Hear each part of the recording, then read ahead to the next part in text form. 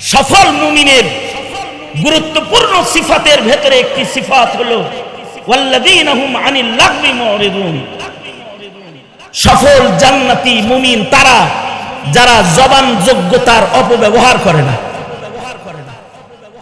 আল্লাহ মুখ দিছে তাই যা তা বলে না, মাইক পাইছে তাই যা মুখ দিয়ে বের হয় তাই উচ্চারণ করে না।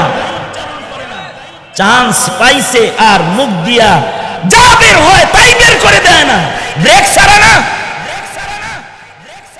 এর প্রত্যেকটা শব্দ উচ্চারণের একটি চিন্তা ভাবনা, এটা হালকা ভারী ফিকির প্রতিটা মানুষের হৃদয়ে থাকবে।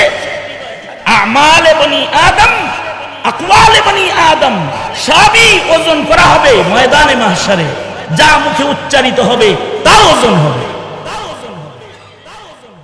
এ কারণে মানুষ যখন বসে কোথাও বৈশা, যখন এই দামি নিয়ামতকে আল্লাহর জিকিরের জন্য ব্যবহার করে, তো আল্লাহ তাআলা রহমত দিয়ে বান্দাগুলোকে ঢেকে দেয়, রহমতের ফিরিস্তা দিয়ে তাদের বাউন্ডারি দিয়ে দেয়। সাক্ষী রেখে রেখে আল্লাহর নাম জবানে উচ্চারণকারী বান্দাগুলার জিন্দেগীর গুনাহ আল্লাহ তাআলা ক্ষমা করে দেয়।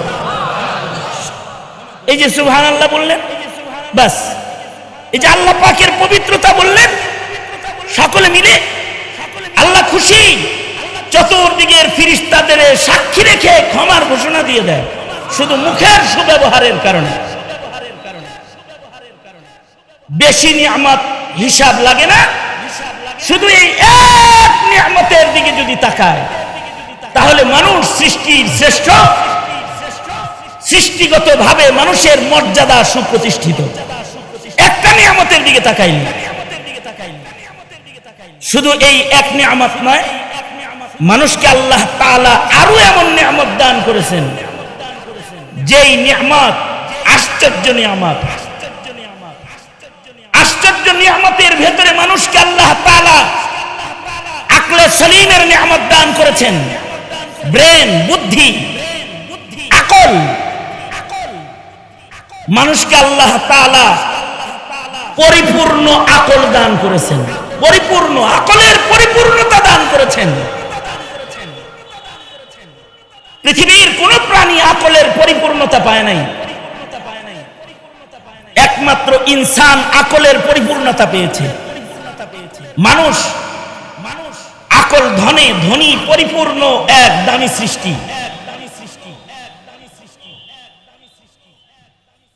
অন্যান্য প্রাণীদেরও আল্লাহ কিছু আকল দিয়েছেন, কিন্তু সেই আকলগুলো নাকিস, অপরিপূর্ণ, অল্প, যত সামান্য।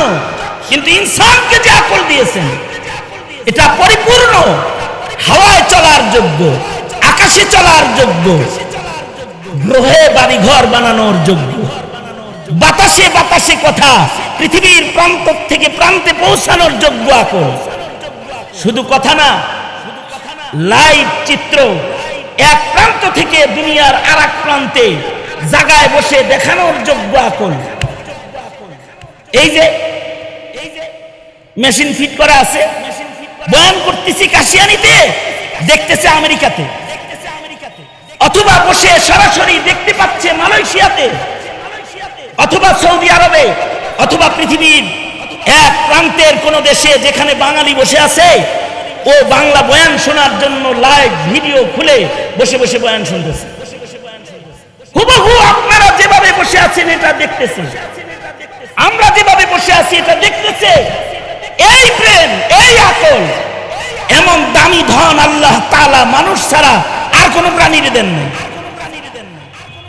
অন্যান্য প্রাণীকেও আকল দিছেন, কিন্তু কম আকল।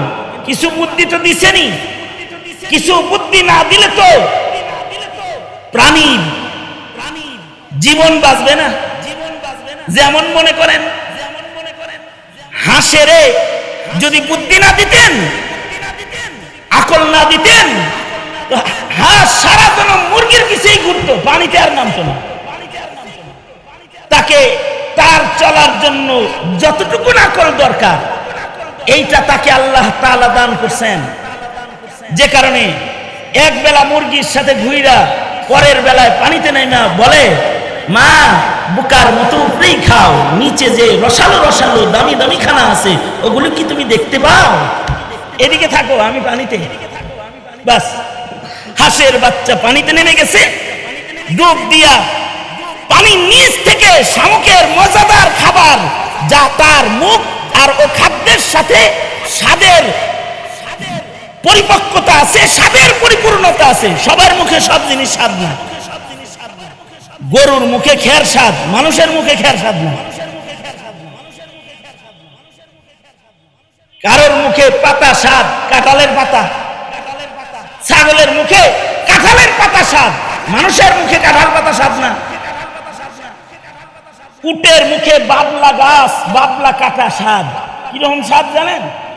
প্রাণী বিশেষজ্ঞরা বলে কাটা অথবা বাবলা গাছ পুরাটা মরুভূমিতে যেটা জন্মায়, যেটা মরুভূমির উপরে দাঁড়িয়ে থাকে, যে কাটার সাথে গায়ে আঁচল লাগলে পরে গা পচে যায়, ঘা হয়ে যায়, এই বিষাক্ত কাটা অথবা বিষাক্ত বাবলা গাছ, এইটা উটের কাছে পুরাবাড়ির চমচম অথবা মুক্তাগাছার মন্ডা অথবা নাটোরের রসগোল্লা। আর আপনাদের এলাকার কি আছে? হ্যাঁ, খাজুর আর খেজুরের গুড়, এইগুলোর চাইতে অনেক বেশি মজাদার তার কাছে। প্রাণী বিশেষজ্ঞ আলেমরা লেখেন যে এই উট যখন মরুভূমির উপর দিয়ে হেঁটে যায় আর ও যখন ওর শ্বাস নিঃশ্বাসটা কাটা গাছের উপরে ছেড়ে দেয়, ওর শ্বাসে কাটা গাছটা এটা হালুয়ার মতো নরম হয়ে যায় আর সুগ্রাম যুক্ত খাবার হয়ে যায়। ও মজা করে করে মরুভূমির উপরে বাবলা কাটার গাছ খায়। হাঁসের মুখে খুদ আছে না, খুদ যেটা ছিটাইয়া দিলে যেটা মুরগির মুখে স্বাদ, এটা হাঁসের মুখে স্বাদ লাগে না। হাঁস হলে ছোটটা হলে এত বড় শামুক লাগবে।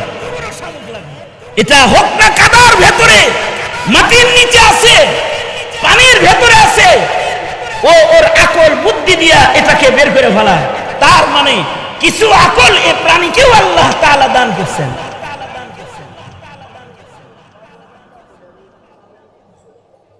পাশাপাশি প্রাণীদেরকে সব রকমারি বিজ্ঞানের চিকিৎসার যোগ্যতাও দান করছেন। কিছু কিছু যা তার লাগে, যেমন সাপ বেজিরে ভয় পায়, সাপ বেজিকে ভয় পায়, কারণ হলো বেজির কাছে মেডিকেল সায়েন্সের কিছু জ্ঞান আছে। সাপে কামড় দিলে সাপের বিষ কোন পাতা খাইলে ভালো হয়ে যাবে এটা বেজি জানে, কিন্তু বেজিতে কামড়াইলে সাপ কেমনে সুস্থ হবে সাপ এটা জানে না। এ কারণে সাপ বেজি দেখলে পরে ভয় পায়।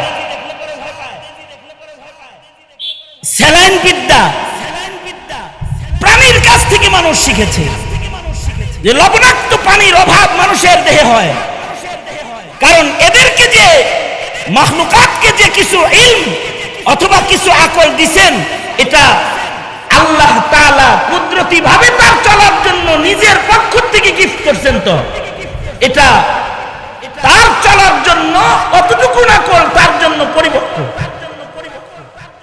তবে তাদের আকল ফিক্সড পজিশন, এটা বাড়ে না, এটা খনি না। প্রাণীর কাছে আকলের খনি নাই, আকল আছে প্যাকেট আকল, প্যাকেট আকল যত সামান্য, এটা বাড়বে না। কিন্তু মানুষের কাছে যে আকল আছে এটা খালি বাড়বে। এই কারণেই মানুষের সব কিছুর উন্নতি হয়, প্রাণীকুলের সব কিছুর উন্নতি হয় না। যেমন প্রাণীর খাবারের মেনু চেঞ্জ হয় না, মানুষের খাদ্যের মেনু চেঞ্জ হয়।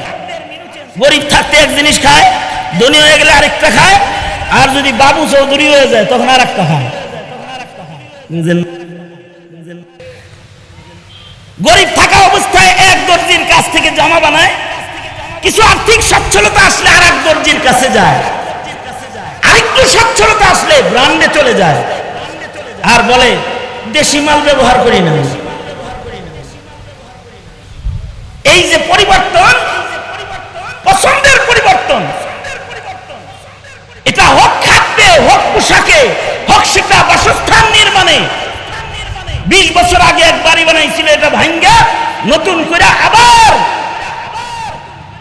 বড় ফাউন্ডেশন দিয়ে ভালো একেবারে ওই যে জোড়া ফ্ল্যাট রেখে যেন কয়, হ্যাঁ, ডুপ্লেক্স বাড়ি বানাইছে। টিনের ঘর ভালো লাগতেছে না।